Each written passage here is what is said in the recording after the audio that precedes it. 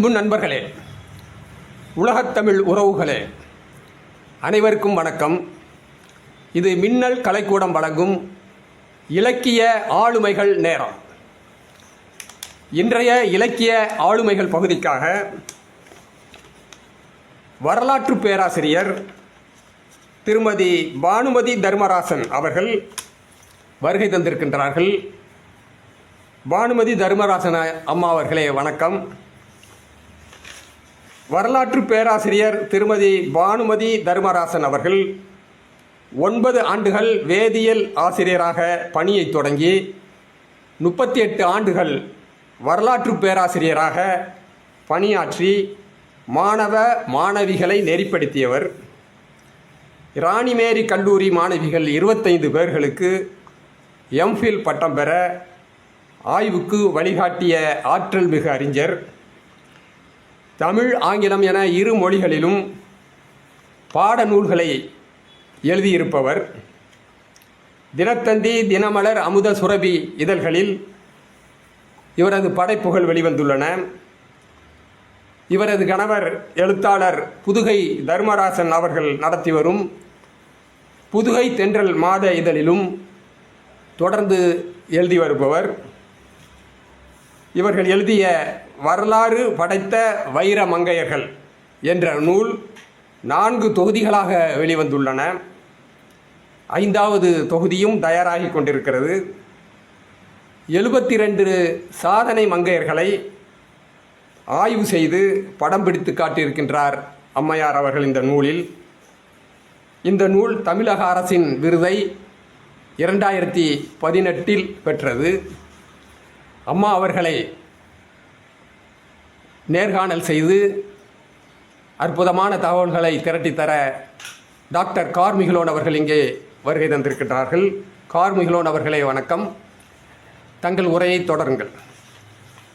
உலகத்தமிழ் உறவுகளுக்கு அன்பு வணக்கம். இந்த நல்ல வாய்ப்பினை நல்கிய அன்புலக சக்கரவர்த்திக்கு நெஞ்சார்ந்த நன்றி.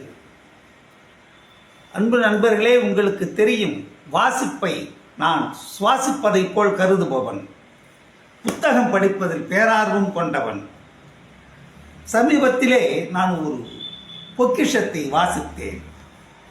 வரலாறு படைத்த வைர மங்கையர். இந்த ஒரு அற்புதமான பொக்கிஷம். மங்கையராய் பிறப்பதற்கே நல்ல மாதவம் செய்திடல் வேண்டும் அம்மா என்று சொன்னார்கள் அல்லவா பெரியோர்கள். குறிப்பாக நம்முடைய பாரத தேசத்திலே பெண்கள் தலை சிறந்த உன்னதமான ஸ்தானத்திலே இருந்தார்கள். இடையிலே அடக்கி வைக்கப்பட்டார்கள். இப்போது மீண்டெழுந்து நிற்கின்றார்கள். பாரத நாட்டின் பெருமையே பெண்களின் சிறப்புதான், உயர்வுதான், தியாகம்தான். வீர பெண்மணிகள், தியாக பெண்மணிகள் என்று அவர்களை போற்ற வேண்டும். இந்த புத்தகத்திலே அற்புதமான புத்தகம். இதிலே எத்தனை சாதனையாளர்கள், வைர மங்கையர்கள் இருக்கின்றார்கள். வீரமங்கை வேலு நாச்சியார் தொடங்கி, வீரமங்கை வேலு நாச்சியாரை பற்றி நாம் நன்கறிவோம். வெள்ளையனை எதிர்த்து வீரப்போர் புரிந்து வெற்றி கண்டவர். வெள்ளையனையை புறமுதுகிட்டு ஓடச் செய்தவர். அற்புதமான ஒரு வீரமங்கை, மரமங்கை வேலு நாச்சியார் அவர்கள். அவர்களுடைய வாழ்க்கை வரலாறு இருக்கிறது. அதன் பிறகு சாவித்திரிபாய் புலே. எத்தனை பேருக்கு தெரியும்? இவருடைய கணவர், அவர்தான் மகாத்மா என்று மக்களால் பாராட்டப்பட்டவர். சாவித்திரிபாய் புலே எத்தகைய ஒரு அவர்கள் ஒரு சாதாரண குடும்பத்தில் பிறந்தவர்கள். சாதிய அடக்குமுறையினை கண்டவர்கள், அந்த கொடுமையை அனுபவித்தவர்கள். இதனை எதிர்த்து போராட வேண்டும் என்று இளம் வயதிலேயே வைராக்கியத்தோடு துணிந்து போராடி சாதனை படைத்து வைரமங்கையாக உயர்ந்து நிற்கின்றார்கள். பெண்களுக்கு தேவை கல்விதான். கல்விதான் பெண்களை பாதுகாக்கும் ஆயுதம் என்று பெண்களுக்கு கல்வி போதித்த முதல் இந்திய ஆசிரிய பெண்மணி என்று கூட அவரை சொல்லலாம். அத்தகைய பெருமை மிக்க அம்மா அவர்கள் இருக்கின்றார்கள், சாவித்திரிபாய் புலே. அதன் பிறகு இன்னொருவரை பாருங்கள், பண்டித ரமாபாய் சரஸ்வதி என்று பிராமண குலத்தில் பிறந்தவர். அவருடைய பெற்றோர்கள் அந்த காலத்திலேயே புரட்சிகரமான சிந்தனைகளை கொண்டவர்கள். எனவே ஜாதி பிரஷ்டம் செய்யப்பட்டார்கள், சாதியிலிருந்து ஒதுக்கப்பட்டார்கள். நீ ஏன் இப்படி நடக்கிறாய் என்று. அந்த குடும்பம் ஒதுக்கப்பட்ட குடும்பமாக இருந்து படித்தவுடன் நான் மிகவும் நெகிழ்ந்து போனேன். அவருடைய தந்தையார் இறந்த போது தாகத்திற்கு தண்ணீர் கூட கொடுக்கவில்லை யாரும். அவருடைய தாயார் இறந்த போது ரொட்டி துண்டு வேண்டும் என்று கேட்டார்கள், அது கூட கொடுக்கவில்லை. பிறகு எப்படியோ கஷ்டப்பட்டு ஒரு துண்டு ரொட்டியினை கொடுத்து அவர்களை சாப்பிடுவதற்கு முன்பே இறந்து போனார்கள். அந்த ரமாபாய் அவருடைய தியாகம், அவர் எப்படி நான் படித்து உண்மையிலேயே சிலிர்த்து போனேன். இளம் வயதிலேயே பெண்கள் தான் இந்த நாட்டின் ரத்தினங்கள் பார்க்கின்றார்கள். அங்கே ஒரு என்ன சொல்கிறது, ஒரு சின்ன பிள்ளைன்னு வச்சுக்கோங்களேன், இறந்து போயிடுச்சு. அவன் சின்ன பையன் போயிட்டான். உடனே எல்லாரும் என்ன பண்ணுறாங்க, அவன் மனைவி என்று சொல்லக்கூடிய ஒரு சிறுமியை வலுக்கட்டாயமாக சிறையிலே தள்ளுகின்றார்கள், சதி மாதா என்று. அப்போது இவர் கொதித்தெழுந்து கேட்கின்றால், அப்படி என்றால் மனைவி இறந்து விட்டால் சதா என்று உங்கள் பையனை நீங்கள் நெருப்பிலே தள்ளுவீர்களா என்று. அப்படி கேட்டு புரட்சி செய்தவர், பெண்களுக்காக போராடியவர், உண்மையான வீரமங்கை. அந்த காலம் இப்போது எழுது நண்பர்களே, 100-125 வருடங்களுக்கு முன்பு, 150 வருடங்களுக்கு முன்பு எப்படி இருந்த நிலைமை. அப்போது பெண்கள் வீறு கொண்டு எழுந்து போராடினார்கள் என்றால் அதுதான் வரலாற்றிலே பொன்னெழுத்தாக பொறிக்கப்பட வேண்டிய ஒன்றாகும். அவருடைய வாழ்க்கை வரலாறு இருக்கிறது. மேடம் பிகாஜி காமா, இந்திய தேசிய வெள்ளையர்கள் எள்ளி நகையாடினார்கள், உங்களுக்கென்று என்ன கொடி இருக்கிறது என்று. இதுதான் எங்கள் தேசத்தின் கொடி என்று கொடியே அறிமுகப்படுத்தினார்கள். இந்திய தேசிய கொடி என்று பிங்காளி வெங்கையாவால் வடிவமைக்கப்பட்டிருக்கலாம், அது வேறு கதை. இந்தியாவுக்கான கொடி என்று அந்த கொடியை அறிமுகப்படுத்தியவர் மேடம் பிகாஜி காமா அவர்கள். வீரமங்கை, வைரமங்கை அவர்கள். அவருடைய வாழ்க்கை வரலாறு இருக்கிறது. நீங்கள் ஆச்சரியப்படுவீர்கள் நண்பர்களே. ஆஷ் துரை, சிக்கிழ்த்த செம்மல், பாபு சிதம்பரம் பிள்ளை அவர்களை பாடாய்படுத்திய ஆஷ் துரை. அந்த ஆஷ் துறையை சுட்டு கொண்டான் அல்லவா வீர வாஞ்சிநாதன். அந்த துறையை சுட்டு விட்டு தன்னைத்தானே சுட்டு கொண்டு பிராண தியாகம் செய்தான் அல்லவா வீர வாஞ்சிநாதன். அந்த பின்னால் நடந்த விசாரணையில் தான் தெரிய வந்தது வாஞ்சிநாதனின் பிஸ்டல் யார் கொடுத்தது என்று. அந்த பிஸ்டலை கொடுத்தது யார் என்றால் மேடம் பிகாஜி காமா அவர்கள். எத்தகைய வீர பெண்மணி அவர்கள். லண்டன் ஹவுஸிலே வீர சவர்கார், வீர விளக்கு வாவேசு ஐயர் போன்றவர்களையெல்லாம் புரட்சியாளராக மாற்றிய புரட்சி பெண்மணி மேடம் பிகாஜி காமா அவர்கள். அவருடைய வாழ்க்கை வரலாறு இருக்கிறது. அதன் பிறகு முத்துலட்சுமி ரெட்டியார், முதல் இந்திய மருத்துவ பெண்மணி. அவர் படிக்க வேண்டும் என்று துடித்த போது ஆணுக்கு சமமாக பெண்கள் படிக்கக்கூடாது என்று தடுத்தார்கள். அப்படியே நீ படிக்க வேண்டும் என்று விருப்பப்பட்டால் ஆடவர்களோடு சரிசமமாக உட்காரக்கூடாது, தனியாக தான் உட்கார வேண்டும், அதுவும் தரையில் தான் உட்கார வேண்டும் என்றெல்லாம் நிபந்தனைகள் விதித்தார்கள். எனக்கு தேவை படிப்பு தானே தவிர இருக்கை அல்ல என்று துணிந்து முழங்கி இந்தியாவின் முதல் மருத்துவராக தலை நிமிர்ந்து நிற்கின்ற முத்துலட்சுமி ரெட்டியார் அவர்களுடைய வாழ்க்கை வரலாறு இருக்கிறது. சாரதா தடை சட்டம் அந்தமா கொண்டாந்தது தான். தேவதாசி ஒழிப்பு சட்டம் முத்துலட்சுமி ரெட்டியார் அவர்கள் கொண்டு வந்தது தானே. புற்றுநோய் ஹாஸ்பிட்டல் அடையாறில் இருக்குது புற்றுநோய் ஹாஸ்பிட்டல், அது வரத்துக்கு காரணம் முத்துலட்சுமி ரெட்டியார் தான். அந்த அம்மா பற்றி சொல்கிறதா இருந்தால் சொல்லிகிட்டே போகலாம். அத்தகைய ஒரு சாதனை பெண்மணி. அதன் பிறகு தில்லையாடி வள்ளியம்மை. நிறைய பேர் இருக்கிறாங்க சாதனையாளர்கள் இந்த புத்தகத்தில். தில்லையாடி வள்ளியம்மை தேசப்பிதா மகாத்மா காந்தியடிகள் அவர்களால் பெரிதும் கொண்டாடப்பட்ட சிறுமி. 16 வயசு கூட ஆகலை. இப்போ வெள்ளக்காரன் சட்டம் போட்டான் தென்னாப்பிரிக்காவில். கிறிஸ்துவ முறைப்படி திருமணம் ரிஜிஸ்டர் செய்யப்பட்டால்தான் கணவன் மனைவி என்ற அங்கீகாரம் கிடைக்கும். கொதித்தெழுந்தார்கள் இந்தியர்கள். அப்படி என்றால் இந்தியர்களின் கதி என்ன என்று மகாத்மா காந்தி போராடினார். அவருடைய அறைகூவலை கேட்டு இந்த சிறுமி போராடுகிறாள், கைது செய்யப்படுகிறாள், கடுங்காவல் தண்டனை விதிக்கப்படுகிறது. சிறை மீண்டு வரும்போது எலும்பும் தோளுமாக வருகிறாள் மகாத்மா காந்தியடி அவர்கள் சிறைச்சாலையிலே சென்று சிறுமியை தாங்கி அழைத்து வருகின்றார். அதன் பிறகு நோய்வாய்ப்பட்டு அவர்கள் மாண்டு விடுகின்றார்கள். 16 வயது கூட நிரம்பவில்லை. தியாகம் என்பதனை நான் தில்லையாடி வள்ளியம்மையிடம்தான் கற்றுக்கொண்டேன் என்று தேசப்பிதா மகாத்மா காந்தியடிகள் சொன்னார்கள்.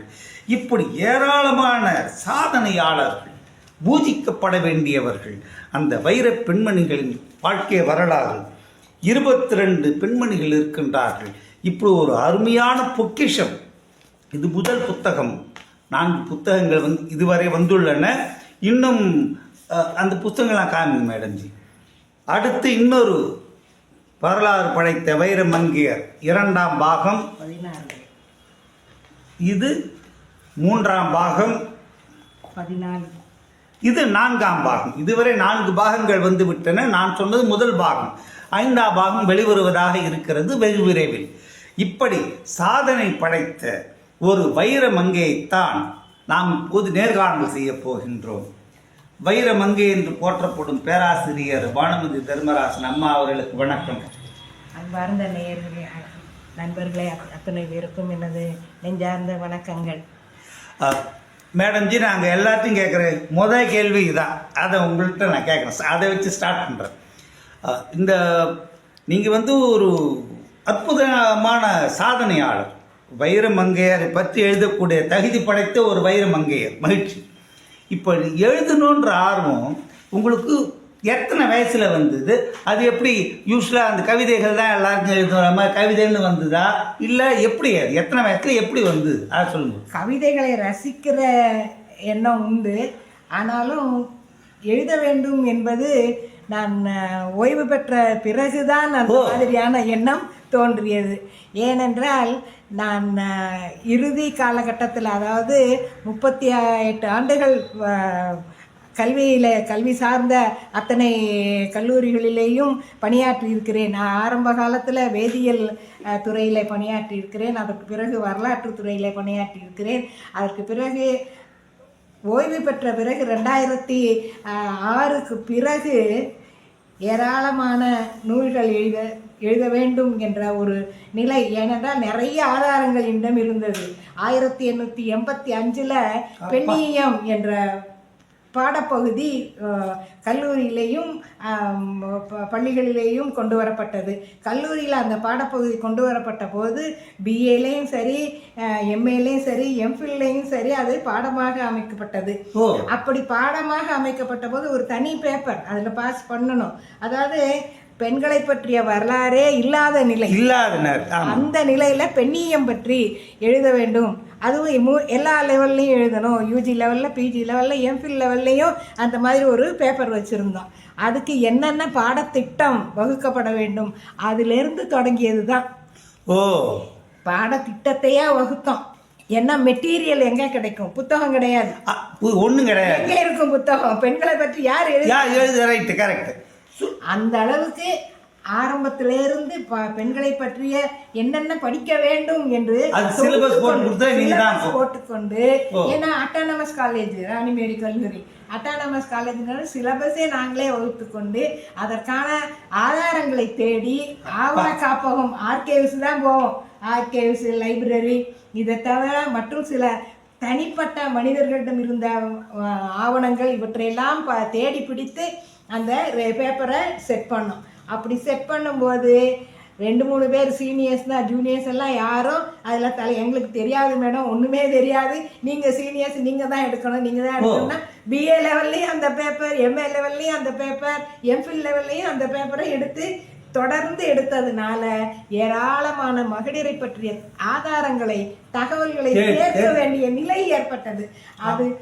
அதனாலதான் இந்த பெண்களை பற்றி எழுதணும். ஏன்னா எழுதப்படாதது, அதாவது தமிழ்நாட்டை பொறுத்த வரைக்கும் சுதந்திர போராட்டத்துல ஈடுபடவே இல்லை அப்படிங்கிற ஒரு கருத்து இருந்தது, ஒரு ஆரம்ப காலத்துல இருந்தது. அப்புறம்தான் கொஞ்சம் கொஞ்சமாக தமிழ்நாடு முக்கியமாக இருந்தது. தமிழ்நாடு வடநாட்டுக்கு எந்த வகையிலும் சலிக்காமல் தங்களுடைய பங்கை ஆற்றியிருக்கிறார்கள் என்று நிறுவப்பட்டது.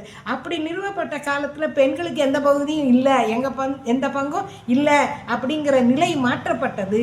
ஏராளமான பெண்கள் தான் அந்த சுதந்திர போரில் பங்கெடுத்து கொண்டார்கள் என்பது வெட்ட வெளிச்சமானது. அதாவது சுதந்திர போரில் பங்கெடுத்து கொண்ட யார் எவர் என்று அரசாங்கம் வெளியிட்ட வால்யூம்களில் ஓரளவுக்கு கொஞ்சம் கொஞ்சமாக, அதாவது ஆல்பபெடிக்கல் ஆர்டரில் என்னென்ன, அதாவது எங்கே பிறந்தாங்க, என்ன போரில் பங்கெடுத்து கொண்டாங்க, உப்பு சத்தியாகிரகமா, சுதந்திர போராட்டத்தில் அவங்களுடைய பங்கு என்ன, எப்போ இறந்தாங்க, இது மட்டும்தான். அதாவது ஒரு சின்ன பேராகிராஃப் அந்த அளவுக்கு தான் அது இருந்தது அந்த புத்தகத்தில். அவ்வளோதான் அவங்களால கண்டுபிடிக்க முடிஞ்சது. ஆவணங்கள் இல்லை, ஆவணங்கள் சேர்க்கணும், ஆவணமாக சேர்க்கணுங்கிற அந்த நினைவு யாருக்கும் இல்லை அந்த காலகட்டத்தில். அதுவும் பெண்களை பொறுத்த வரைக்கும் அவங்க தள்ளி வைக்கப்பட்டார்கள், ஒதுக்கி அதாவது இந்த இருட்டடிப்பு செய்யப்பட வேண்டும் என்பது எதேச்சமாக நடந்ததா, அவ்வளவுதான். ஓரளவுக்கு இருட்டடிப்பு செய்யப்பட்டு விட்டது. இதையெல்லாம் வெளிக்கொணர வேண்டும் என்ற ஆர்வத்துல தான் நிறைய, அதாவது தினமும் காலையில் காலேஜுக்கு போகும்போது ஆர்கேவ்ஸ்க்கு போவோம். அதாவது காலேஜ் 9:30 தான், அப்போ 10 மணி காலேஜுங்கிறதுனால 9:30 போனால் போகிறோம். ஸோ 7 மணிக்கெலாம் போய் ஆர்கேவ்ஸில் உட்காந்து 9-9:15 வரைக்கும் ஆவணங்களை தேடுவோம். அதற்காக எனக்கு மிகவும் உதவியாக இருந்தது எனக்கு கணவர் தான். எங்களுடைய வண்டியை எடுத்துக்கொண்டு அது எங்கே இடிச்சு இருந்தாலும் சரி, போயிருந்தாலும் சரி, அதை ரிப்பேர் பண்ண மாட்டோம், பெட்ரோலை மட்டும் போட்டுக்கிட்டு போய் சேர்ந்து அங்கேருந்து திரும்ப காலேஜ் திரும்ப வரும். அதாவது எப்படியாவது அந்த ஆதாரங்களை தேடி கண்டுபிடித்து விட வேண்டும் அப்படிங்கிற நிலையில் எல்லா நண்பர்களையும் கேட்டு, ஆர்கேஎஸில் ராவுடையப்பன், மற்றபடி நூலகத்தில் கன்னிமரா நூலகம், அனைத்து இடங்களுக்கும் சென்று இந்த ஆவணங்களை சேர்த்த பிறகு தான் அதற்கு இடையில் ஓய்வு பெற்று விட்டேன் 2006. 2006 ஓய்வு பெற்ற பிறகும் எனக்கு 1 இயர் ராணிமேரி கல்லூரியில் எக்ஸ்டென்ஷன் கிடைத்தது. 2007 வரைக்கும் அங்கே இருந்தேன். 2007க்கு பிறகு காகிதமில்லத் கல்லூரியில் ஓய்வு பெற்ற ஆசிரியர்களுக்கு எல்லாம் மீண்டும் அப்பாயின்மெண்ட் கொடுத்தாங்க. அதாவது ராணிமேரி ஆசிரியர்கள் இல்லை, மாணவர்கள் கஷ்டப்படுகிறார்கள் என்பதற்காக அந்த ஆண்டு ஓய்வு பெற்றவர்களுக்கு எல்லாருக்குமே மீண்டும் பதவி கொடுக்கப்பட்டது.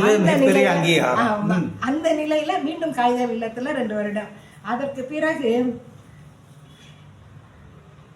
சென்னை பல்கலைக்கழகத்தில் வரலாற்று துறையில் 9 ஆண்டுகள் பணிபுரி வருகை பேராசிரியராக. 9 ஆண்டுகள்னா 2016 வரைக்கும்.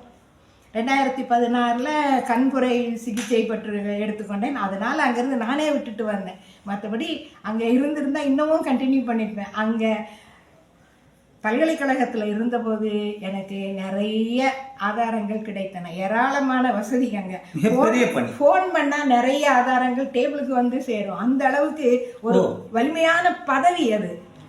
ஆமா, அந்த பதவியில் இருந்ததுனால எனக்கு ஏராளமான ஆதாரங்கள். அந்த சீஃப் ப்ரொஃபஸர் டாக்டர் வெங்கட்ராமன், என்ன வேணாலும் வாங்கிக்கோங்க மேடம், எது வேணாலும் உங்கள் டேபிளுக்கு வரும் மேடம் அப்படி காலையில் ஃபோன் பண்ணால் 1 மணிக்கெலாம் மத்தியானத்துக்குள்ளே வந்துடும். 1 மணிக்கு ஆரம்பிச்சேன்னா 5 மணி வரைக்கும் 5:30 மணி வரைக்கும் உட்காந்து எழுதுவேன். திருப்பி அன்னைக்கே ஈவினிங்கே அதனால நான் இவ்வளோ தரவுகள் சேர்க்க முடியாது. அதனால தரவுகள் எல்லாம் சேர்த்த பிறகு எங்கள் கையில் இருந்தது எங்களுடைய புதுகை தென்றல் பத்திரிகை. எனக்கு நல்லா ஞாபகம் மேடம் ஜி, ஒரு அனைத்து இந்த தமிழ் எழுத்தாளர் சங்கத்தின் விழாவிலே நான் கேட்டேன், இந்த புக்கு நான் படிச்சுட்டு கேட்டேன், அடுத்த புக்கு என்ன எப்போ வருதுன்னு. அதுக்கு சார் சொன்னார் 2வது புக்கு ரெடி ஆயிடுச்சு, பட் ஒரே ஒரு இன்ஃபர்மேஷனுக்காக I want to have test the veracity of the information, அதுக்காக தான் தாமதம் ஆயிட்டு இருக்கு அப்படின்னு. அப்படின்னா உங்களோட புகைப்படமே கிடைக்கல. நிறைய வரலாறு செய்திகள் கிடைத்தது, ஆவணங்கள் கிடைத்தது. எஸ்பெஷலி அந்த நல்ல தம்பி, ரமணி நல்ல தம்பியுடைய கணவர் புத்தகம் இல்லைன்ட்டு படம் இல்லை அப்படின்ட்டார், அவருடைய மகன் படம் இல்லைன்ட்டாரு. சரி, எல்லாருக்கும் நம்ம படம் போட்டுக்கணும், எப்படியாவது இந்த படத்தை பிடிக்க வேண்டும், எப்படி கண்டுபிடிச்சு தேடி பிடிக்க வேண்டும் என்று நினைத்த போது நம்ம அமுதா அவர்கள் தினத்தந்தி ஆஃபீஸ்லேருந்து அந்த பழைய ரெக்கார்ட்ஸ்லேருந்து அந்த புகைப்படத்தை பெற்று தந்தார்கள். அதுக்கப்புறம் தான் அந்த ஆர்டிக்கிளே முடித்தோம். அந்த அளவுக்கு எல்லாவற்றையும் தேடும், புகைப்படத்தை தேடணும். எல்லா ஆவணங்களும் கிடைத்தது, அவர் செய்த பணியெல்லாம் கிடைத்தது, புகைப்படம் கிடைக்கல. அவருடைய கணவர் இருந்தும் அவருடைய மகன் இருந்தும் புகைப்படம் எங்களுக்கு கிடைக்கல. அந்த அளவுக்கு அதாவது வீட்டில் வந்து அவங்களுக்கு அவ்வளவு எதிர்ப்பு இருந்திருக்கிறது. அதாவது எந்த பெண்ணும் சாதாரணமாக சாதனைகளை செய்யும்போது இடர்பாடுகளோ எதிர்ப்புகளோ இல்லாமல் இல்லை. அவற்றையெல்லாம் தாண்டி தான் இத்தனை வைரமங்கையர் கிட்டத்தட்ட 102 பேர் எழுதியிருக்கேன். இன்னும் எழுதப்படாதவர்கள் இருக்காங்க, வெளிவந்தது இருக்காங்க, இன்னும் நிறைய இருக்காங்க. அதாவது இது வேண்டாம், நமக்கு இது வேண்டாம், எல்லாருக்கும் தெரியும் அப்படின்னு கொஞ்சம் ஒதுக்கி வைத்ததெல்லாம் நிறைய இருக்கு. ஆச்சரியம். ஏராளமான பெண்கள், அதாவது அத்தனையும், அதாவது இந்த ஆங்கிள் நம்ம போக்கஸ் பண்ணல. அதுதான் வரலாறையே நமக்கு வரலாறே எழுத ஆரம்பத்துல நமக்கு என்ன ப்ராப்ளம்னா அதான் Herodotus or Thucydides to record Indian ஹிஸ்டரியே அப்படிதான் இருக்கு. அதாவது எழுதப்படலை, இந்தியர்களால் எழுதப்படலை, யாரோ வந்தவங்க எழுதுனது தான் இந்திய வரலாறு. இந்தியர்களால் எழுதப்பட்டிருந்தால் அந்த தவறுகள் எல்லாம் நடந்திருக்காது.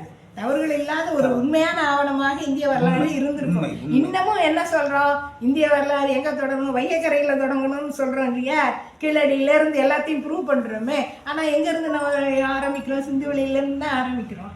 நம்ம ஆளுகள பண்ணல, வெள்ளக்காரன் சொன்னது அப்படியே தலையில வச்சுட்டு கொண்டாடுறோம். வரலாற்று உணர்வு இல்லை. அதனாலதான் அதாவது இதெல்லாம் முக்கியம், இதெல்லாம் நம்ம டாக்குமெண்ட் பண்ணணும், இது எல்லாத்தையும் நம்ம ஆவணப்படுத்தணும், இதெல்லாம் மதிப்புள்ள ஆவணங்கள், நம்முடைய சந்ததியருக்கு பின்னால் தலைமுறைக்கு சேர வேண்டியவை அப்படின்னு நம்ம நினைக்கல. அதனாலதான் இந்த குறைபாடு. ஸோ அந்த குறைபாடு நம்ம வரலாற்றிலேயே இருக்குங்கும்போது பெண்களை பற்றி அந்த காலத்தில் யார் கவலைப்பட்டாங்க, யாரும் கவலைப்படலை. அது உண்மை. அதாவது தமிழ் தாத்தா சுவாமிநாதர் இப்படி தேடி தேடி தேடி தேடி கொண்டாந்தார். இல்லைன்னா தமிழ் அந்த இலக்கியங்கள்லாம் கிடைச்சிருக்காரு, சங்க இலக்கியங்களே நமக்கு கிடைச்சிருக்காரு. அதை போல் நான் மிகைப்படுத்தி சொல்லவில்லை மேடம்ஜி. தமிழ் தாத்தாவின் தொண்டை போல் தாங்கள் செய்த மிகப்பெரிய தொண்டு. இது சத்தியம். ஓரளவுக்கு தேடி கண்டுபிடிச்சது தங்கள் தன்னடக்கத்தின் காரணமாக அப்படி சொல்லலாம். நாங்கள் செய்து வருவது மிகப்பெரிய தொண்டு. அதாவது தமிழ்னா எப்படி தமிழ் தாத்தா பேச போறா, அது மாதிரி வரலாறு என்றால், பெண்களின் வரலாறு என்றால் நீங்கள் கண்டிப்பாக நன்றி உணர்வுடன் பேசப்படுவீர்கள். அதாவது அந்த அளவுக்கு நாம செய்யறதே ஒழுங்கா செய்யணும், முழுமையாக செய்யணும் அப்படிங்கிற நிலையில எல்லா ஆவணங்களையும் சேர்த்து எழுதியதுதான் இது. அதாவது முத்துலட்சுமி ரெட்டிங்கிறது என்ன புதுக்கோட்டை அப்படிங்கிறதுனால அந்த உணர்வு அதிகமாக மண்ணிலே பிறந்தவர் அப்படிங்கிறதுனால அவர் எப்படி கஷ்டப்பட்டாரு, படிக்கவே கூடாதுன்னாங்க. ஆனாலும் அவங்க இத்தனைக்கும் அவங்க அப்பா புதுக்கோட்டை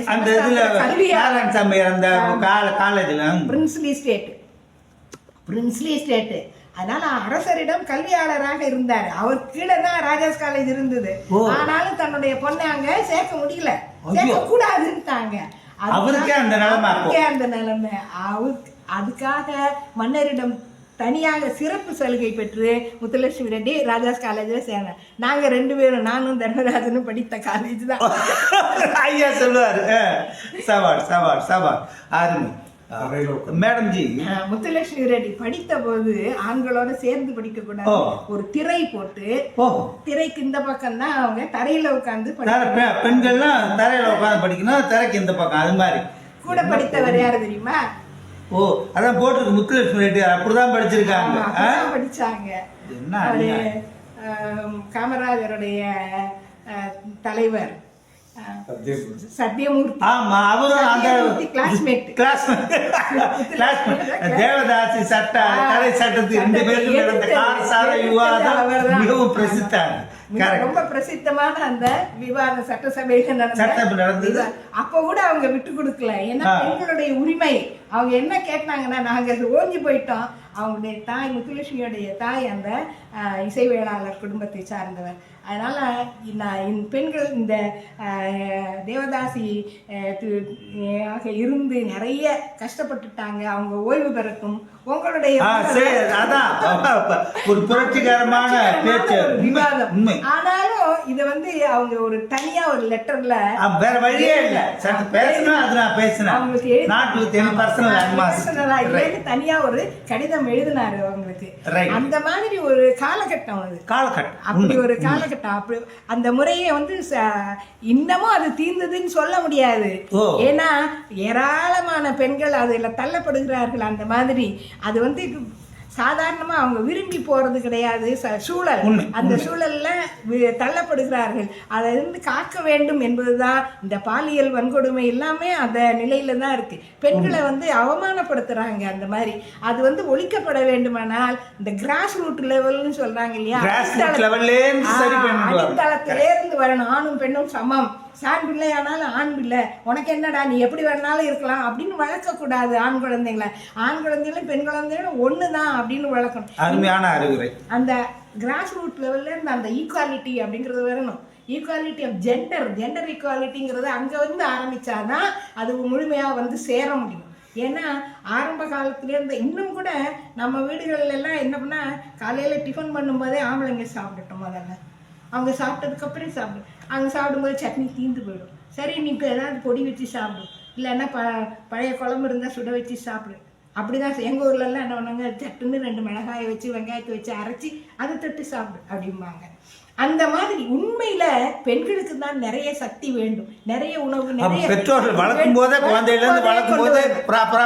போதே அததான் நாங்க சொல்லுவோம் கிளாஸ்ல எடுக்கும்போது, இனிமேயாவது பெண்கள் நீங்க வந்து கல்யாணம் பண்ணி உங்க குடும்பத்தை வளர்க்கும் போது உங்க பிள்ளைகளுக்கு சொல்லி வளங்க.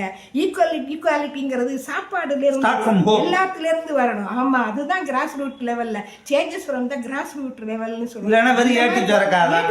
பள்ளிக்கூடத்துல கிளாஸ் ரூம்ல பேசிட்டு எழுதிட்டு போறதுல என்ன இருக்கு?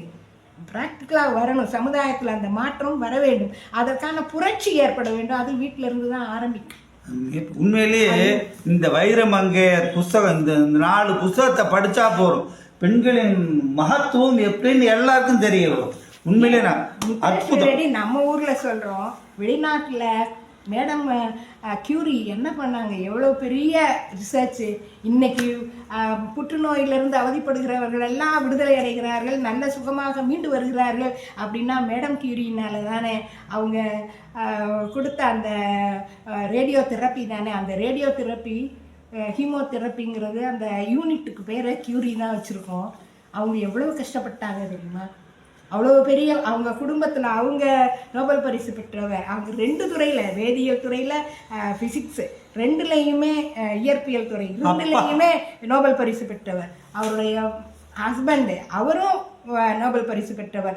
மகள் ஐரி கியூரி அவரும் நோபல் பரிசு பெற்றவர். அவருடைய மருமகன் அவரும் நோபல் பரிசு பெற்றவர். அந்த அளவுக்கு கஷ்டப்பட்டு இருக்காங்க. மேடம் கியூரி படிக்கும்போது அந்த ரேடியேஷன் பற்றி ரிசர்ச் பண்ணும்போது ஒரு மாடியில் இருந்தாங்க. மாடியில் தண்ணி கூட இல்லை. சரி, தண்ணி இல்லாமல் கீழே இருந்து தண்ணி அடித்து தூக்கிட்டு போய் சமைச்சு சாப்பிடணும் ஃபர்ஸ்ட் ஃப்ளோரில். அந்த மாதிரி படித்தவர்கள் கொஞ்சம் கூட தன்னுடைய நாட்டை விட்டு வெளியில் வந்து படிக்கிறாங்க. அந்த அப்போவே அவங்களுக்கு இந்த ரேடியேஷன் எலமெண்ட்ஸ் எல்லாம் கொஞ்சம் கொஞ்சமாக கையில் எடுத்துக்கிட்டு வருவாங்க. கடைசியில் அவங்க அதே புற்றுநோயில தான் இறந்தாங்க.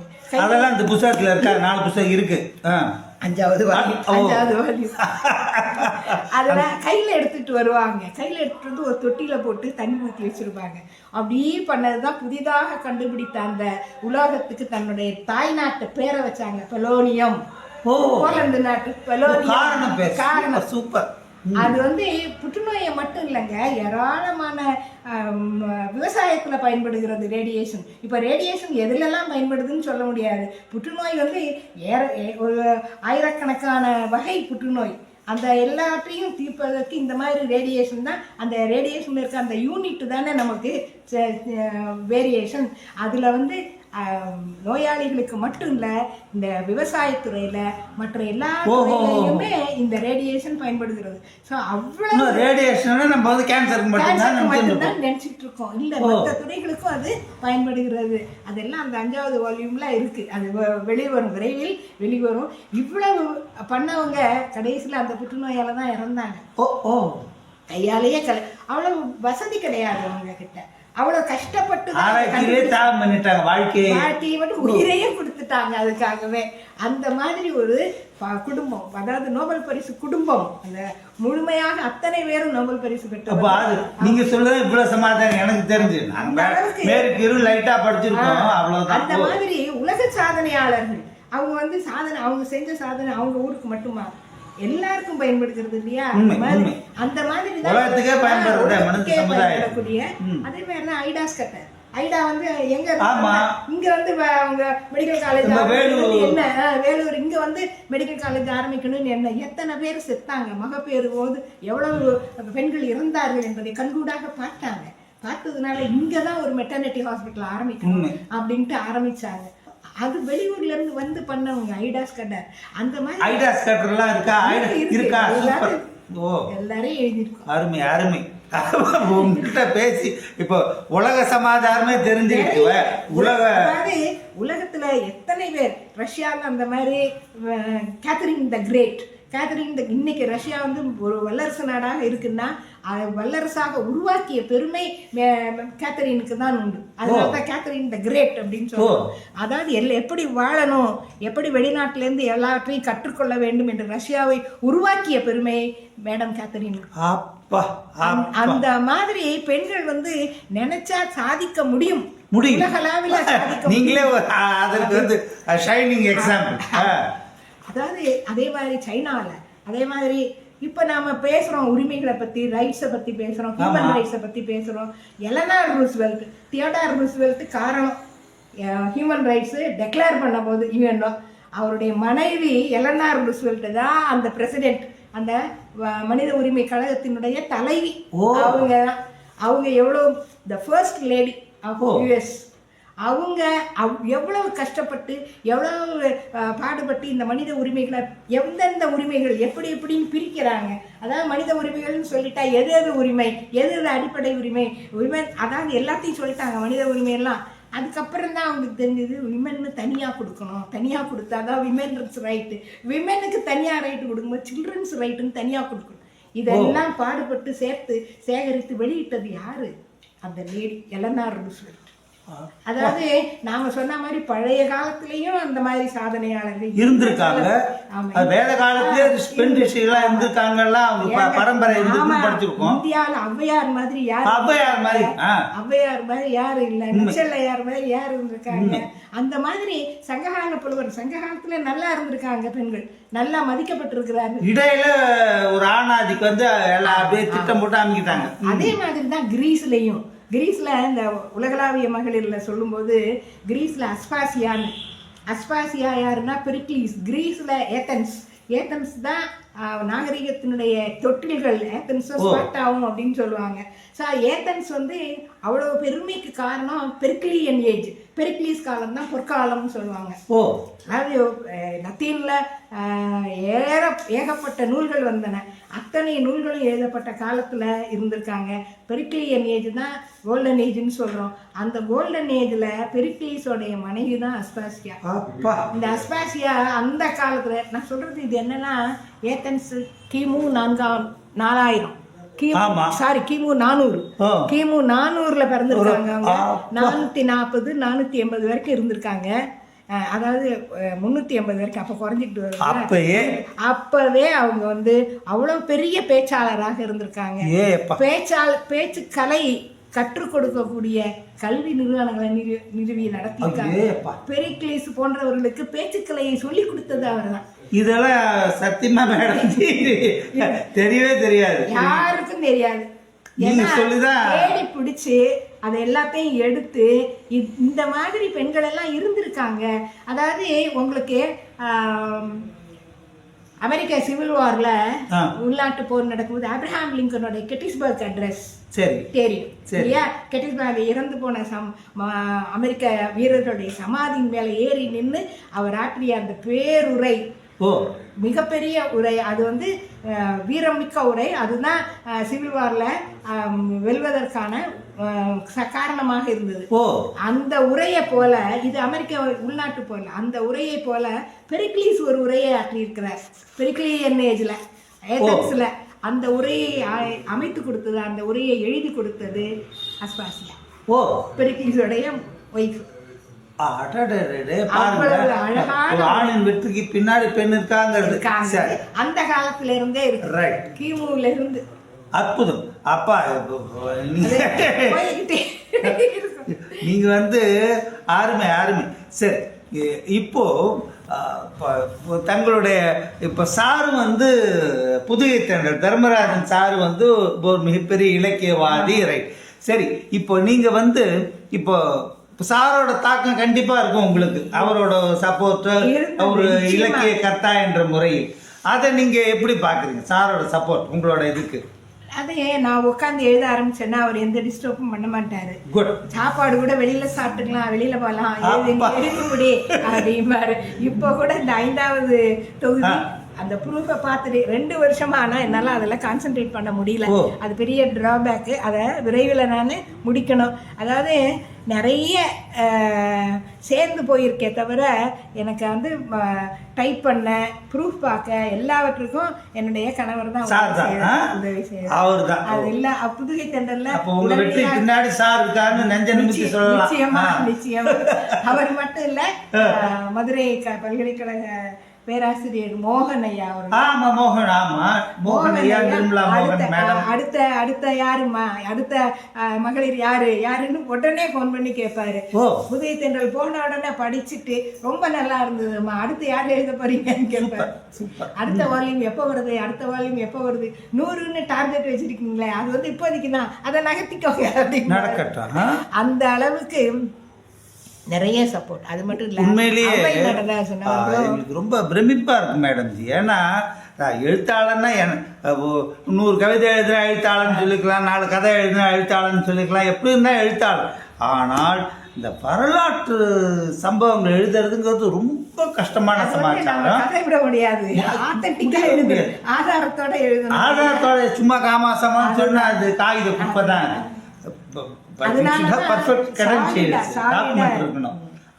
இந்த ஒரு புக்கையும் பார்க்கும்போது எவ்வளவு நீங்க வந்து அப்படி நுட்பமான தகவலாம் சொல்லியிருக்கீங்கன்னு அதை படிக்கும் போதே தெரியுது, இதுக்கு நீங்க எவ்வளவு தூரம் கஷ்டப்பட்டிருக்கணும் கிடைக்கிறதுக்கு.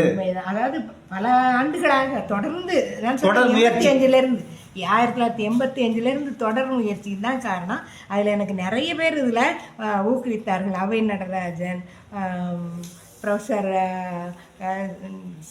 சீசோ, அப்புறம் அர்த்தநாரீஸ்வரன், மலர்மகன், எல்லாருமே நிறைய எனக்கு உதவி செய்திருக்கிறாரு. எங்க பார்த்தாலும் இவங்களை எழுதுங்க அவங்களே எழுதுங்க அப்படின்னு சொல்லக்கூடியவர்கள் நிறைய உதவித்தார். இப்போ 5வது புக்கு பண்ற பிரிண்டிங் அது சொன்னேன், இப்போ ரைட் வரப்போகுது. இதை நான் நிறைவு கேள்வியாக வச்சுக்கிறேன். இப்போ 5வது புக்கு வரப்போகுது, ரைட் வரட்டும். இது 5வது புக் வந்தா அடுத்த 6வது ஏதாவது வைரமங்கையர் ஏதாவது பிளான் இருக்கா மனசுல? வைரமங்கையர்னு இல்ல, அதாவது தமிழ்நாட்டை பொறுத்த வரைக்கும் வரலாற்றில் இருக்கக்கூடிய 100 அற்புதமான செய்திகள், மிக அற்புதமான 100 செய்திகள் எழுதணும். அதே மாதிரி இந்திய வரலாற்றில் இருக்கக்கூடிய மிக அற்புதமான செய்திகள் 100 செய்திகளை கலெக்ட் பண்ணி எழுதணும். இந்த வைரமங்கையர் சீரீஸ் முடிச்சுட்டு அதை பண்ணலாம். இருக்கு, மெட்டீரியல் இருக்கு, நிறைய கலெக்ட் பண்ணி வச்சிருக்கேன். தினமலருக்கெல்லாம் எழுதியிருக்கோம். அதாவது சின்ன பசங்களுக்கு எழுதினேன். அதாவது சின்ன பசங்களுக்குன்னா நம்ம அன்புடைமை அப்படிங்கிறது எதுலேருந்து வருதுன்னா, மற்ற மதங்களை எல்லாம் மதிக்கணும், மற்ற மதங்களை எல்லாம் எடுக்கணும் அப்படிங்கிறது நம்ம வேதத்தில் சொல்லப்பட்டிருக்குது. அசோகர் காலத்தில் ஒரு கல்வெட்டே இருக்கு, மற்ற மதங்களை நம்ம மதங்களை போல பார்க்கணும் அப்படின்னு. அந்த மாதிரி நிறைய, அதாவது யாதுமுறை யாவரும் கேளுன்னு நம்ம சொல்கிறோம், அந்த மாதிரி தமிழர்கள் வாழ்ந்திருக்கிறார்கள் அப்படிங்கிறதுக்கு ஆதாரம். அந்த மாதிரி நிறைய இருக்கு, ஏராளமான விஷயங்கள் இருக்கு. அது எல்லாத்தையும் எழுதணும். இப்போ ரேஷன் நம்ம கொடுக்குறோம், அற்புதம். அதாவது எங்களுக்கு என்ன சொல்றது, இப்போ நாங்கள் எத்தனையோ சாதனையாளர்களாக சந்திச்சிருக்கோம், பேட்டி எடுத்திருக்கோம். ஒரு மிகப்பெரிய சாதனையாளர் நீங்கள் வந்து இவ்வளவு சிம்பிளாக வந்து கேஷுவலாக வந்து கொஞ்சம் கூட பந்தா இல்லாமல் சொல்கிறது ரொம்ப ஆச்சரியமாக இருக்கு எனக்கு. படித்து பார்க்கும்போது எந்த அளவுக்கு நீங்கள் ஒவ்வொன்றுக்கும் அப்படி கஷ்டப்பட்டது. You are aiming for perfection in everything. அப்பதான் அந்த புக் பெரிதா பேசப்படும், காலங்காலமா பேசப்படும். முழுமையான நிறைவு கிடைக்கும். இது செய்யணும், நல்லா செஞ்சிருக்கோம் அப்படிங்கிற நிறைவு வர்ற வரைக்கும் செய்யணும். அற்புதம், அற்புதம். சரி, நீங்க வந்து ஒரு வரலாற்று ஆய்வாளர், மிகப்பெரிய எழுத்தாளர், பரந்த பேரறிவுக்கு சொந்தக்காரர். இப்போ வளர்ந்து வரும் எழுத்தாளர்களுக்கு உங்களோட அட்வைஸ் என்ன? அதோட நம்ம நிறைவு பண்ணிப்போம். What is your advice to them? வளர்ந்து வரும் எழுத்தாளர்கள் சும்மா மேம்போக்காக பொழுதுபோக்குக்காக எழுதக்கூடாது. அதாவது என்ன எழுதுகிறோம் அப்படிங்கிறது அடுத்த தலைமுறைக்கு போய் சேரணும், அடுத்த தலைமுறையினுடைய முன்னேற்றத்திற்காக அது இருக்கணும் அப்படிங்கிற அளவுக்கு சமுதாய முன்னேற்றத்தை நோக்கமாக கொண்டு எழுதப்பட வேண்டும். அதாவது ஒவ்வொருவரும் முன்னேற வேண்டும். சமுதாயம் மட்டும் ஒவ்வொருவரும் முன்னேறினா தான் சமுதாயம் முன்னேறும். ஸோ ஒவ்வொருத்தருடைய முன்னேற்றமும் இருக்கணும் அதில். அப்படி நாங்கள்லாம் சாதாரண மிடில் கிளாஸ்லேருந்து படித்தவங்க தான். நீங்கள் முதல்ல கேட்டீங்க பிஎஸ்சி படிச்சிங்களே அப்படின்ட்டு. பிஎஸ்சி கெமிஸ்ட்ரி வேதியியல் படித்து ஒரு டெமான்ஸ்ட்ரேட்டராக தான் ஆரம்பத்தில் சேர்ந்தோம். அப்போ 200 ரூபாய் சம்பளம், 200 ரூபாய் சம்பளத்தில் தான் சேர்ந்தோம். இப்போ வந்து பென்ஷனே நாங்கள் 1,20,000 வாங்குகிறோம், 50%. அந்த அளவுக்கு உழைப்பு தான் காரணம். உழைக்கணும் அப்படிங்கிறது தான். இந்த டெமான்ஸ்ட்ரேட்டராக இருந்தபோது சரி இந்த சம்பளம் பத்தாது நமக்கு அப்படிங்கிறதுனால தான் எம்எஸ்சி படிக்கணும், எம்எஸ்சி கெமிஸ்ட்ரி படிக்கணும்னு நினச்சோம். அந்த காலத்தில் எம்எஸ்சி படிக்கணும்னா லீவ் போட்டு தான் படிக்கணும். லீவ் போட்டால் சம்பளம் வருமா? வராது இல்லையா? அதனால தான் படித்து பணி செய்து கொண்டே எம்ஏ ஹிஸ்ட்ரி படித்தோம். எம்ஏ ஹிஸ்ட்ரி படித்ததுனால 92 அதாவது டிபார்ட்மெண்டல் ப்ரமோஷன் கிடச்சி. டிபார்ட்மெண்டல் ப்ரமோஷன் டெமான்ஸ்ட்ரேட்டராக இருந்து அசிஸ்டன்ட் ப்ரொஃபஸராக வந்தேன். அசிஸ்டன்ட் ப்ரொஃபஸராக வந்ததுக்கப்புறம் எம்ஃபில் பண்ணேன் பிரசிடென்சி காலேஜில். அப்படி தான் அந்த மாதிரி ஒரு முன்னேற்றத்துக்கான எழுத்தாளர் அப்படியானதான எழுத்துக்கள் இருக்கணும். கவிதையானாலும் சரி, கட்டுரையானாலும் சரி, அந்த ஒரு இலக்கோட அர்ப்பணிப்போட எழுத ஆரம்பிங்க. அப்பதான் பேசப்படுவீங்க. பொழுதுபோக்குக்காக பேசுறாங்க. அப்பதான் நமக்கும் அந்த சாட்டிஸ்பாக்சன், நாம ஒரு நிறைவான ஒரு கருத்தை சொன்னோம் அப்படிங்கிற ஒரு மன திருப்தி இருக்கும். அந்த அளவுக்கு எழுதணும். புதிய தலைமுறைக்கு எங்களுக்கு வந்து உண்மையிலேயே மற்றற்ற மகிழ்ச்சி. உலகம் ஃபுல்லாக இருக்கிறத பார்க்குறவங்களுக்குலாம் they will get such a clarity in the thinking. அவளோட திங்கிங்கே ஒரு கிளாரிட்டி வரும் இந்த பேட்டியை பார்த்த அப்புறம். மிக்க நன்றி. Thank you very much madam. நன்றி, வணக்கம். நன்றி. பேராசிரியர் பானுமதி தர்மராசன் அவர்களே, உங்களுடைய உரையாடலில் இருந்து இன்றைய வளரும் இளம் பெண்களுக்கு ஒரு ஊக்கம் கிடைக்கின்ற ஒரு ஆற்றல் மிகு கருத்துக்களை எல்லாம் வழங்கியிருக்கின்றீர்கள். உங்களுடைய அனுபவங்கள் இன்னும் நிறைய வைர மங்கையர்களை உருவாக்கும் என்பது நிச்சயம். நன்றி, வணக்கம். கார்மிகளோன் அவர்களே, மிக சிறப்பான உரை நடத்தி நல்ல கருத்துக்களை எல்லாம் வாங்கி தந்தீர்கள். நன்றி, வணக்கம். நேயர்களே, உங்கள் கருத்துக்களை பதிவிடுங்கள், சப்ஸ்கிரைப் செய்து இணைந்திருங்கள். நன்றி, வணக்கம்.